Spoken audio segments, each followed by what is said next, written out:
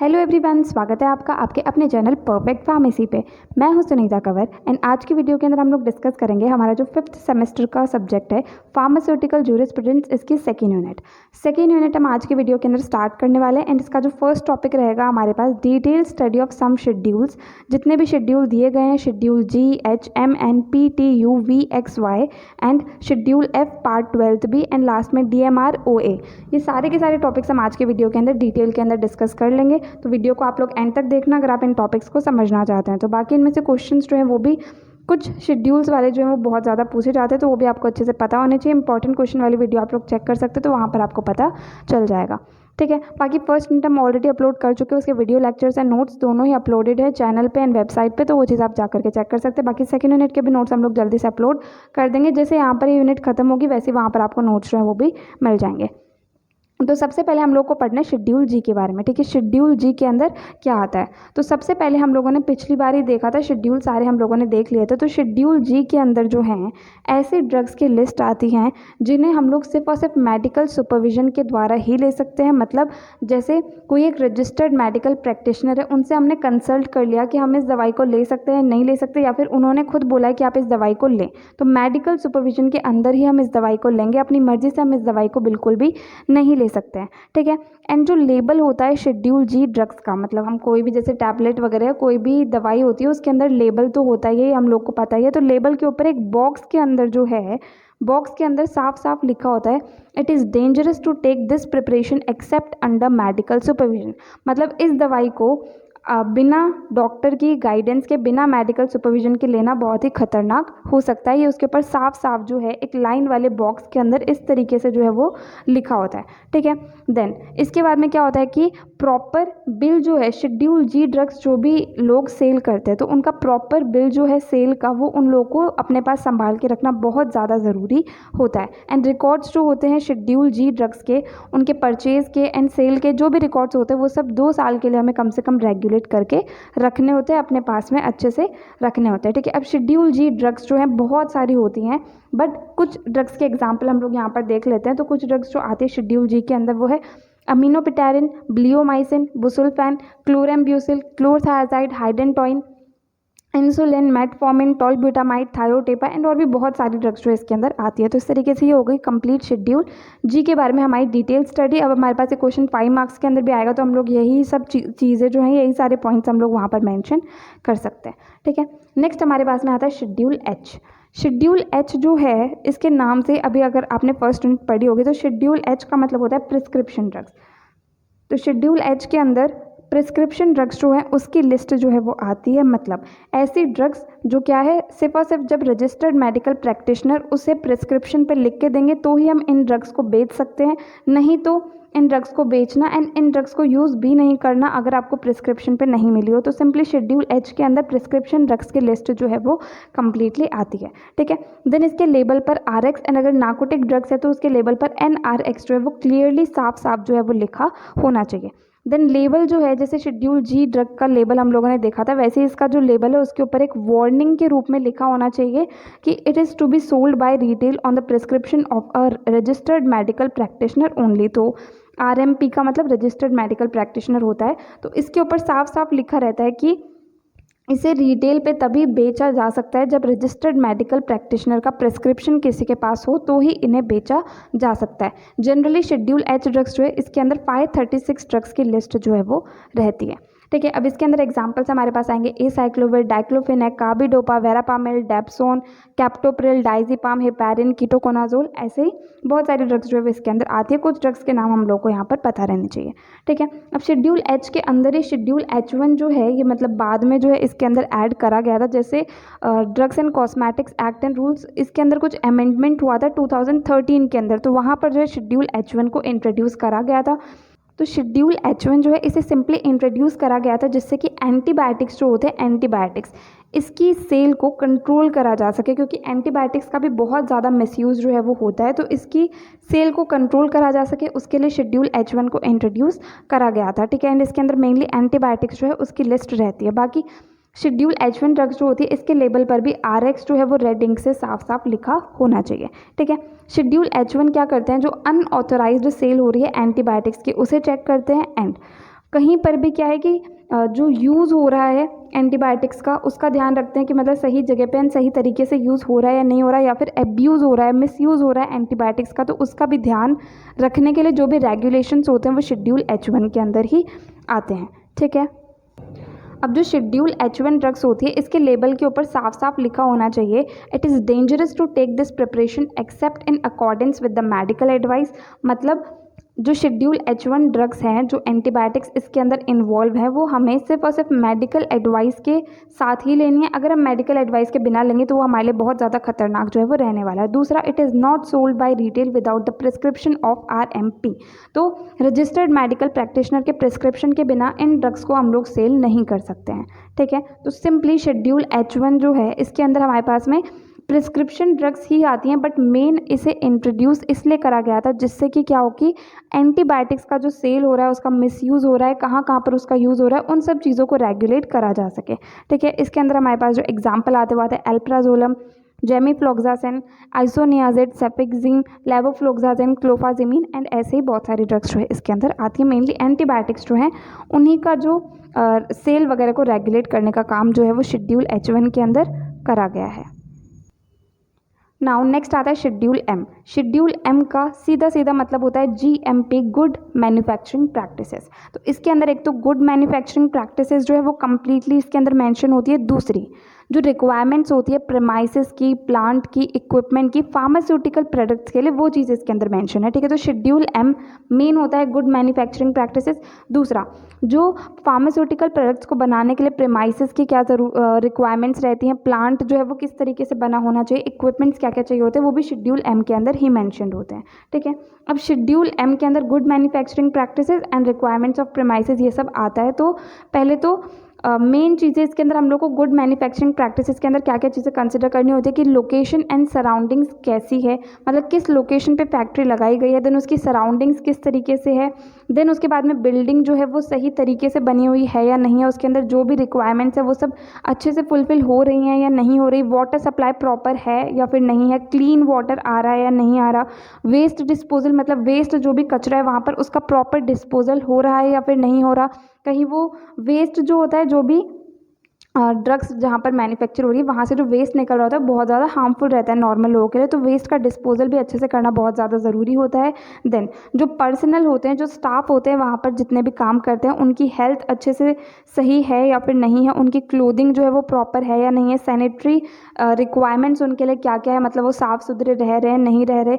Then उसके बाद में मेडिकल सर्विसेज वहाँ पर प्रॉपरली होनी चाहिए। उसके बाद में वर्किंग बेंचेस जो हैं वो भी सही से है या नहीं है। तो इस तरीके से ये सब जो है GMP के अंदर कुछ पॉइंट्स आते हैं। उसके बाद में नेक्स्ट आते हैं इक्विपमेंट्स जो हमें चाहिए होते हैं, प्लांट एंड इक्विपमेंट्स जो चाहिए होते हैं अलग अलग चीज़ों के लिए, जैसे सिरप, एलिक्सिर या सोल्यूशंस के मैन्युफैक्चरिंग के लिए क्या क्या हम लोग को इक्विपमेंट्स चाहिए होंगे, प्लांट जो है वो किस तरीके के होने चाहिए। उसके बाद में पाउडर्स की मैन्युफैक्चरिंग के लिए क्या क्या चीज़ें चाहिए होंगी, जैसे डिसइंटीग्रेटर चाहिए होगा, मिक्सर चाहिए होगा, सिफ्टर चाहिए होगा, स्टेनलेस स्टील के वैसल्स चाहिए होंगे, फिलिंग इक्विपमेंट, इस तरीके से वो सारी चीज़ें जो हैं ये हमारे पास में सेकंड पॉइंट के अंदर आ जाती हैं। GMP के अंदर ये वाले सारे पॉइंट्स जो है वो आ जाते हैं, तो प्रॉपर आपको नोट्स के अंदर जो है लिखे हुए मिल जाएंगे। नाउ नेक्स्ट आता है शेड्यूल N।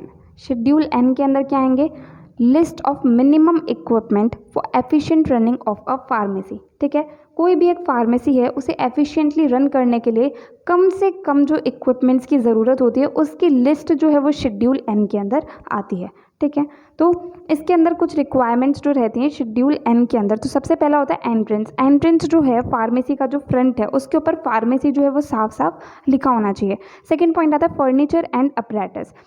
तो सिंपली जो फर्नीचर एंड अपरेटस है उसे उनके यूजेस के अकॉर्डिंग ही डिज़ाइन करना है। ठीक है, देन जो प्रेमाइसेस है, जो कंप्लीट वहाँ पर जो जगह होती है उसे हम लोग प्रेमाइसेस कहते हैं। तो प्रेमाइसेस जो है वो अच्छे से बनी हुई होनी चाहिए। ठीक है, ड्राई होनी चाहिए, उसके अंदर लाइटिंग वगैरह प्रॉपर होनी चाहिए, उसमें वेंटिलेशन प्रॉपर होना चाहिए। ठीक है, एंड वो जगह जो है एकदम साफ़ सुथरी होनी चाहिए।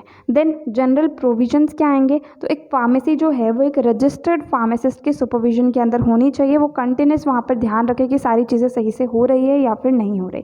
ठीक है, तो ये कुछ पॉइंट्स है जो कि हमारे पास में शेड्यूल N के अंदर आते हैं। मेनली मिनिमम इक्विपमेंट की लिस्ट जो कि फार्मेसी के एफिशिएंट रनिंग के लिए चाहिए होती है वो शेड्यूल N के अंदर इंक्लूडेड होती है। नाउ नेक्स्ट जो शेड्यूल है वो आएगा शेड्यूल P। शेड्यूल पी जो है ये ड्रग्स का लाइफ पीरियड एंड ड्रग्स के लिए जो स्टोरेज कंडीशंस होते हैं वो इसके अंदर इंक्लूडेड रहते हैं।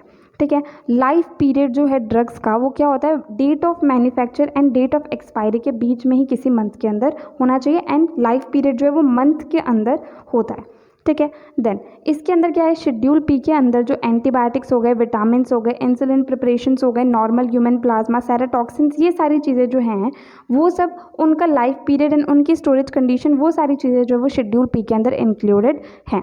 ठीक है, जैसे हम लोग यहाँ पर देखें, ड्रग्स आ गए, उसके लाइफ पीरियड आ गए मंथ्स के अंदर, उसकी स्टोरेज कंडीशंस आ गई। जैसे सबसे पहले एड्रामाइसिन, तो इसका जो लाइफ पीरियड है वो 30 मंथ्स का होता है एंड इसे कूल प्लेस के अंदर स्टोर करना होता है। देन एम्पिसिलिन जो है इसका भी लाइफ पीरियड 36 मंथ्स होता है, इससे भी हम लोग कूल प्लेस के अंदर इसे स्टोर करना होता है। देन एम्पिसिलिन सोडियम जो है इसका लाइफ पीरियड 36 मंथ्स का होता है, इसे कूल प्लेस के अंदर स्टोर करना होता है।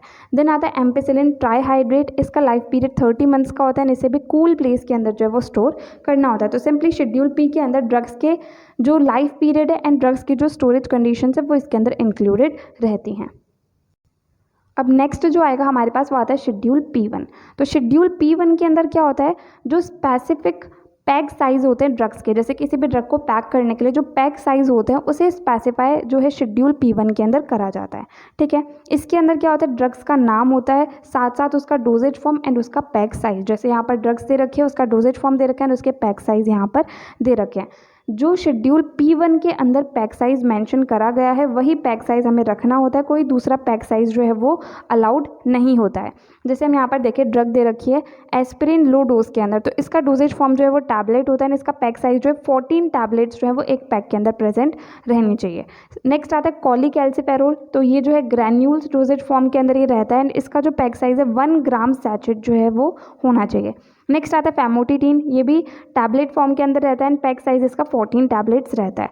नेक्स्ट आता है ग्लिसराइल ट्राइनाइट्रेट, तो इसका भी डोजेज फॉर्म जो है वो कैप्सूल रहेगा एंड इसके पैक साइज 25 कैप्सूल्स जो है वो एक पैक के अंदर प्रेजेंट हो सकते हैं। इस तरीके से ये था सिंपली शेड्यूल P1 जिसके अंदर पैक साइज आते हैं, शेड्यूल P के अंदर life period and storage conditions जो होती है ड्रग्स की वो इंक्लूडेड होती है। ठीक है, नेक्स्ट हमारे पास में आता है शेड्यूल T। शेड्यूल टी के अंदर क्या आएंगे, इसके अंदर गुड मैन्युफैक्चरिंग प्रैक्टिसेस आएंगे आयुर्वेदिक, सिद्धा एंड यूनानी मेडिसिन के लिए। ठीक है, तो आएंगी वही गुड मैन्युफैक्चरिंग प्रैक्टिसेस, तो बहुत सारे पॉइंट्स जो इसके अंदर वही शेड्यूल M वाले आएंगे, बट ये गुड मैन्युफैक्चरिंग प्रैक्टिसेस जो है वो आयुर्वेदिक, सिद्धा एंड यूनानी मेडिसिन के लिए एंड वो वाली जो है वो एलोपैथिक मेडिसिन के लिए थी। ठीक है, तो अब जो शेड्यूल टी होता है इसके पार्ट फर्स्ट के अंदर तो गुड मैन्युफैक्चरिंग प्रैक्टिसेस इन्वॉल्व होती हैं, जैसे कि फैक्ट्री प्रीमाइसेस जो है वो किस तरह का होना चाहिए जिससे कि ड्रग्स वगैरह जो है वो अच्छे से क्वालिटी ड्रग्स जो है वो प्रोड्यूस हो सके। देन लोकेशन कहाँ होनी चाहिए, सराउंडिंग्स किस तरह की होनी चाहिए, बिल्डिंग्स किस तरह की बनी होनी चाहिए। देन वाटर सप्लाई जो है वो प्रॉपर होना चाहिए, क्लीन एकदम प्योर वाटर जो है वहाँ पर आना चाहिए। देन वेस्ट डिस्पोजल जो है वो अच्छे से होना चाहिए, कंटेनर्स जितने भी हैं उनकी टाइम टू टाइम क्लीनिंग होनी चाहिए। ठीक है, अलग अलग स्टोर्स जो है अलग अलग चीज़ों के लिए रहनी चाहिए, जैसे रॉ मटेरियल के लिए, फिनिश्ड प्रोडक्ट के लिए। देन रॉ मटेरियल्स किस तरह का होना चाहिए। देन जो भी वर्कर्स वहाँ पर काम करें उनकी हेल्थ अच्छे से रहनी चाहिए, उनकी क्लोथिंग प्रॉपर होनी चाहिए, सैनिटेशन हाइजीन जो है वो भी सही से होनी चाहिए। देन जो पैकेजिंग मटेरियल्स हैं वो किस तरह के होने चाहिए, क्वालिटी कंट्रोल जो है वहाँ पर टाइम टू टाइम मतलब ध्यान रखना होगा हमें क्वालिटी कंट्रोल का। देन वर्किंग स्पेस किस तरीके से होनी चाहिए, मशीनरी एंड इक्विपमेंट किस तरीके से होने चाहिए, जो भी सारी चीज़ें हैं ना गुड मैन्युफैक्चरिंग प्रैक्टिसेस के अंदर वो सारे के सारे पॉइंट्स यहाँ पर आ जाते हैं। तो आपको जितने ज़्यादा से ज़्यादा पॉइंट्स याद रहें वो आप यहाँ पर लिख सकते हैं। वैसे जनरली शेड्यूल टी का क्वेश्चन नहीं आता, सबसे ज़्यादा जो है शेड्यूल एम का क्वेश्चन जो है वो मोस्ट ऑफ द टाइम्स पूछा जाता है। ठीक है, तो पार्ट फर्स्ट के अंदर GMP आ गया। पार्ट सेकंड जो होते हैं इसके अंदर पहला तो आता है कि machinery, equipment and minimum manufacturing premises जो चाहिए होते हैं अलग अलग कैटेगरी की आयुर्वेदिक, सिद्धा एंड यूनानी मेडिसिन को बनाने के लिए, उनकी लिस्ट आती है। दूसरा जो लिस्ट ऑफ इक्विपमेंट्स हैं जो हमें चाहिए होते हैं in house quality control section के लिए वो आता है। ठीक है, तो पार्ट सेकंड के अंदर 2 लिस्ट आते हैं, पार्ट फर्स्ट के अंदर कंप्लीट GMP जो है वो शेड्यूल टी के अंदर आता है।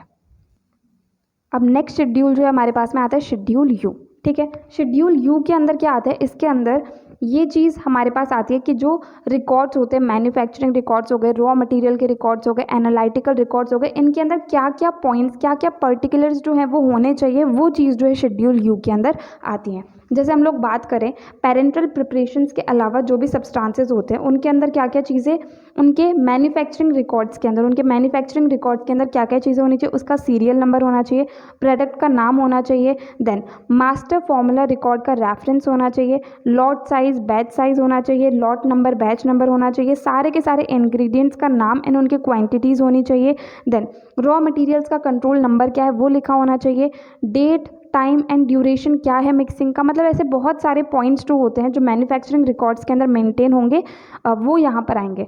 देन पेरेंटल प्रिपरेशंस के अंदर कुछ तो यही पॉइंट्स होंगे, साथ में उसके अंदर पीएच ऑफ सॉल्यूशन लिखा होना चाहिए, date and method of filtration लिखा होना चाहिए, स्टेरिलिटी टेस्ट के बारे में लिखा होना चाहिए, डेट ऑफ फिलिंग के बारे में, ऐसे मतलब अलग अलग पॉइंट्स मैन्युफैक्चरिंग रिकॉर्ड्स के अंदर क्या क्या पॉइंट्स रहने चाहिए, रॉ मटेरियल रिकॉर्ड्स के अंदर क्या क्या पॉइंट्स रहने चाहिए, एनालिटिकल रिकॉर्ड्स के अंदर क्या क्या चीज़ें मेंशन होनी चाहिए, वो सब जो है हमारे पास में शेड्यूल यू के अंदर आते हैं। जैसे रॉ मटेरियल जो है उसका रिकॉर्ड हम लोग मेंटेन करेंगे तो उसके अंदर क्या है, रिसिप्ट की डेट होनी चाहिए, इनवॉइस नंबर होना चाहिए, मैन्युफैक्चरर या सप्लायर का नेम होना चाहिए, एड्रेस होना चाहिए, देन क्वांटिटी कितनी हमें मिली है, पैक साइज़ क्या है, मैन्युफैक्चरी डेट क्या है, एक्सपायरी डेट क्या है, ये सारे के सारे पॉइंट्स जो हैं वो रॉ मटेरियल रिकॉर्ड्स के अंदर मेंटेन रहने चाहिए। नेक्स्ट आएंगे एनालिटिकल रिकॉर्ड्स। तो एनालिटिकल रिकॉर्ड जैसे टैबलेट एंड कैप्सूल के लिए हो गए तो उसके अंदर analytical report number, then name of sample, then date of receipt of sample, then batch number, lot number, then protocols जो भी टेस्ट अप्लाई हुए उनके, then signature of analysed, then approved analyst का ओपिनियन क्या है, उनका सिग्नेचर वहाँ पर, ये सारी चीज़ें जो है वो एनालिटिकल रिकॉर्ड्स के अंदर टैबलेट एंड कैप्सूल के अंदर होनी चाहिए। देन पेरेंटल प्रिपरेशंस के अंदर कितने नंबर ऑफ कंटेनर्स फिल हुए हैं, कितने नंबर ऑफ कंटेनर्स रिसीव हुए हैं, प्रोटोकॉल्स क्या है जो भी टेस्ट अप्लाई करेगा, तो ये सारी चीज़ें जो है जो भी रिकॉर्ड्स के अंदर आनी चाहिए वो शेड्यूल यू के अंदर हमारे पास आती हैं। ठीक है, नेक्स्ट हमारे पास में आएगा शेड्यूल वी। तो शेड्यूल वी जो है इसके अंदर हमारे पास आएंगे standards for patent and proprietary medicine, मतलब पेटेंट एंड प्रोप्राइटरी मेडिसिन के लिए जो भी स्टैंडर्ड्स होते हैं वो कंप्लीट सारे के सारे जो है शेड्यूल वी के अंदर इंक्लूडेड रहते हैं। जैसे पेटेंट या प्रोप्राइटरी मेडिसिन जो है तो उसके डोजेज फॉर्म की जो भी जनरल रिक्वायरमेंट्स है जो आईपी के अंदर दी गई है वो फॉलो होनी बहुत ज़्यादा ज़रूरी है। ठीक है, दूसरा जो कंटेंट ऑफ एक्टिव इंग्रेडिएंट्स है, विटामिन, एंजाइम, एंटीबायोटिक्स, इनको छोड़ के जो एक्टिव इंग्रेडिएंट का कंटेंट है वो 90 to 110% के बीच में होना चाहिए, जितना लेबल कंटेंट है उसके अकॉर्डिंग।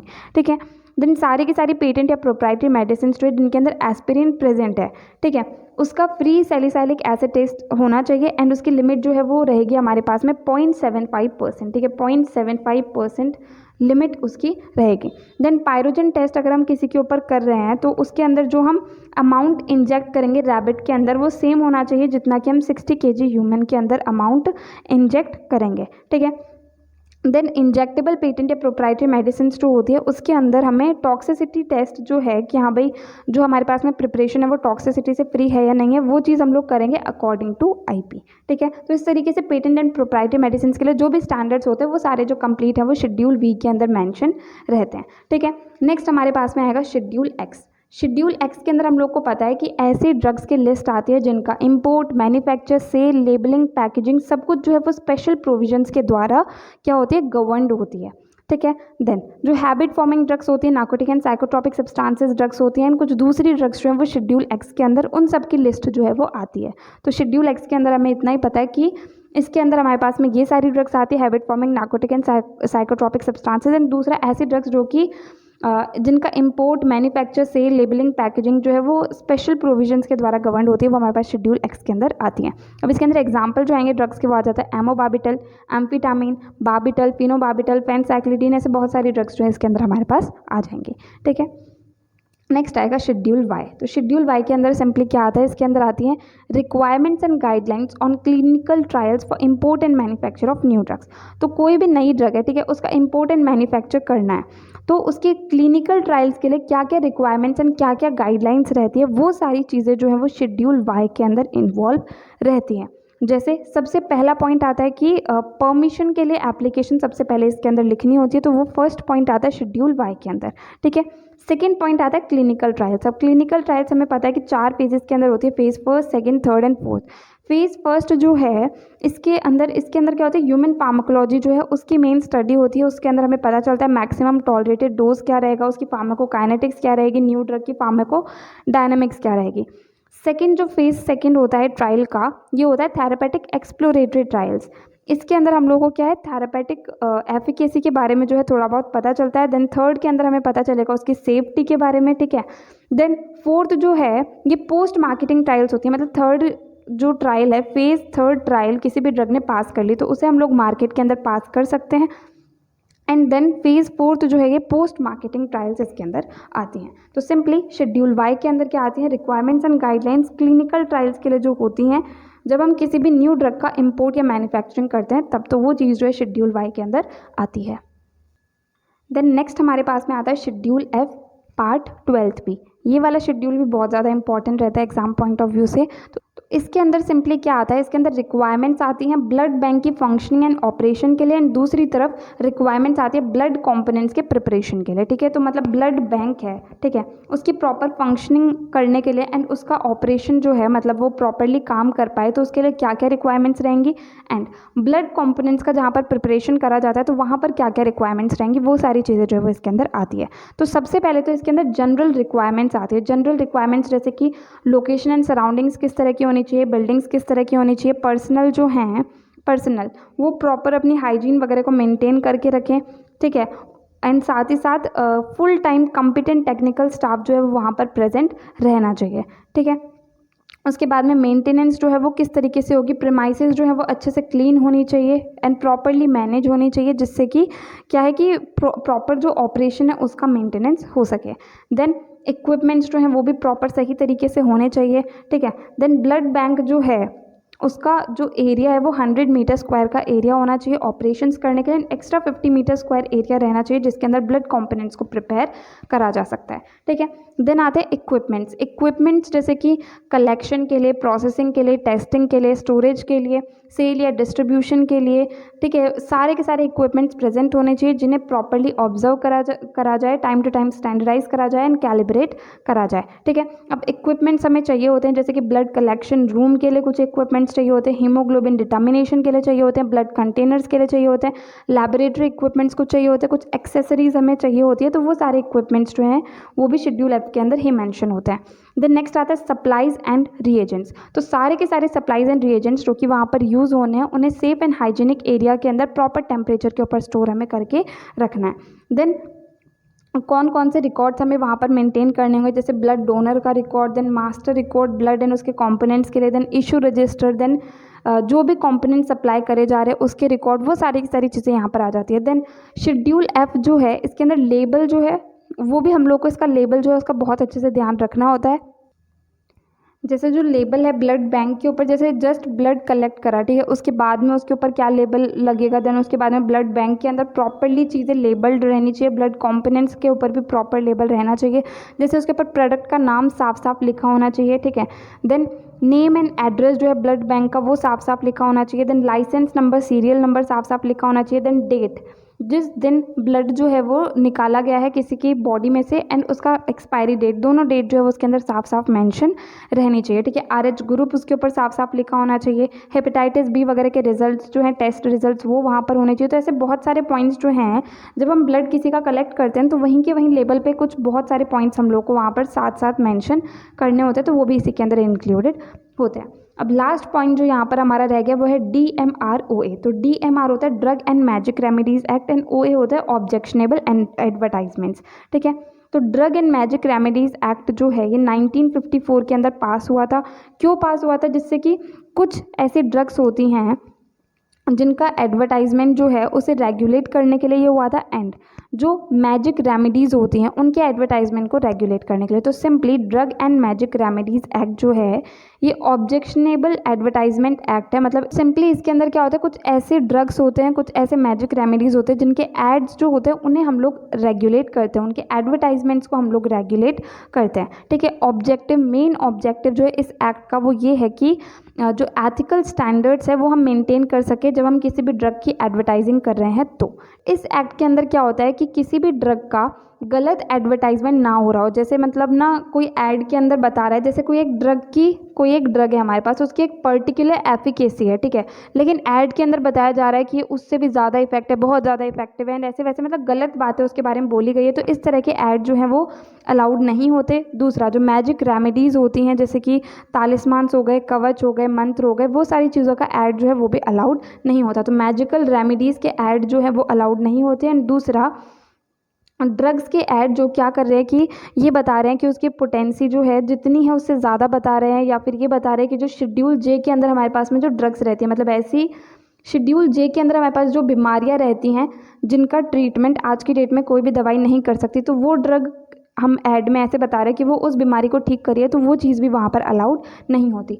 बाकी जो ये drug and magic remedies act है, हम लोग आगे की यूनिट के अंदर अच्छे से डिटेल के अंदर भी पढ़ने वाले हैं। यहाँ पर तो बहुत ही छोटा सा है, तो यहाँ से हमारे पास एग्जाम के अंदर नहीं पूछा जाता, आगे हम लोग डिटेल के अंदर डिस्कस करेंगे, क्वेश्चन वहीं से ही आएगा, ठीक है। तो यहाँ पर हमें आज जो टॉपिक डिस्कस करना था वो कंप्लीट होता है। बाकी हम धीरे धीरे करके इसके कंप्लीट वीडियो लेक्चर्स जो है वो अपलोड कर देंगे। फार्मास्यूटिकल जूरिस्प्रूडेंस जल्दी से जल्दी हम लोग इस सब्जेक्ट को कंप्लीट कर देंगे, ठीक है। तो अगर आपको इस वीडियो के अंदर कहीं भी कोई भी डाउट आए तो आप कमेंट सेक्शन में पूछ सकते हैं। अगर नेक्स्ट वीडियो आप किसी पर्टिकुलर टॉपिक पे चाहते हैं तो वो भी आप कमेंट सेक्शन में बता सकते हैं। एंड अगर आपको वीडियो हेल्पफुल लगी तो प्लीज़ आप इस वीडियो को लाइक करना, अपने फ्रेंड्स के साथ भी शेयर करना और चैनल को सब्सक्राइब करना। थैंक यू सो मच इस वीडियो को एंड तक देखने के लिए एंड चैनल को सपोर्ट करने के लिए।